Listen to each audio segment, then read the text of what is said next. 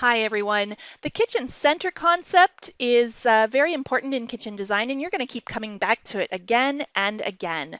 So let's get started. What is a kitchen center? A work center, or you might hear it called a zone, is simply defined as an area where a particular task occurs. There are three primary centers in the kitchen: the sink center, the refrigeration center, and the cooking center. You might hear sometimes the sink center be called the food prep center, or sometimes it's even called the cleanup center. There are additional centers in kitchen design. They're usually called the secondary centers because they're secondary in importance. For example, you might create a baking center. I've got one of those in my kitchen where I store all my baking ingredients and have a stand mixer. You could have a salad prep center. You could have a beverage center. Serving centers are common, and you might have a eating area, which would be a dining center. Sometimes there are some non-food tasks in a kitchen, for example, a communication center, laundry center, or even an office work or a management center. Today, we're going to look more closely at the three primary centers, and for each one of them, we're going to take a look at the tasks and activities that happen at that center, the users who uses the center, the major appliances and fixtures that live in the center, the required floor space, the storage that is kind of associated with that particular center, and the work surfaces needed. First, let's talk about the sink center. The major tasks here are food preparation and cleanup. It is the most used center in the kitchen because those are some big tasks. The user in the sink center is the primary cook. If you're going to have additional cooks, independent cooks, you will definitely need two separate preparation areas. In the sink center, you'll have your primary kitchen sink, but you'll also have a dishwasher, garbage disposal, and you might have hot water. Trash, recycling, and a trash compactor are also important for the cleanup aspect. Floor space required in the sink center includes standing space, obviously, for the cook, but you also have to watch out for that dishwasher door. Storage. There's a lot of items used in the sink center, including for the food prep side, knives and cutting boards, mixing bowls, maybe cookbooks.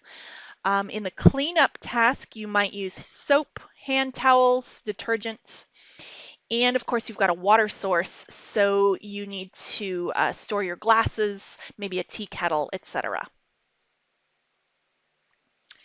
The work surfaces in the sink center are the preparation areas and the landing areas, which we'll talk about in the NKBA guideline section.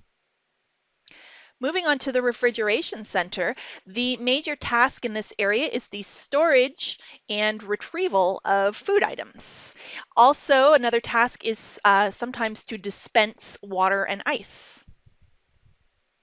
The primary cook is the main user of this section, as all of these centers. But for this one particularly, you can have additional family members coming in and out to pop over to the refrigeration center, especially to grab drinks, beverages. The major appliances in this center are, of course, the refrigerator. Different types of units, but you can also have an ice maker and possibly a wine cooler or other beverage fridge. The required floor space in this center is the work aisle and some standing space for access, but you also have to watch out for the door swing of the refrigerator itself and make sure that you don't place that door directly against a wall so that it will hit. Additional storage items in the refrigeration center often include some storage containers for leftovers. And the work surfaces in this center are much smaller than in the sink center, and they include a landing area kind of next to the refrigerator. So when you pull something out of the fridge, there's some room to set it down. The last of the three primary kitchen work centers is the cooking center. The tasks here are, of course, cooking. So you can categorize this into surface cooking, which is active cooking, and oven cooking, which is passive cooking. So active cooking, your cook is actively involved. They might be stirring, etc. Oven cooking, the passive cooking, it's kind of set it and forget it. So, but there's also microwave and small appliance cooking, maybe your crock pot. You also have some secondary tasks of food prep because there might be, as you're cooking, some more prep that needs to be done. And reheating. Often you just grab something, reheat, and go. That would happen in the cooking center.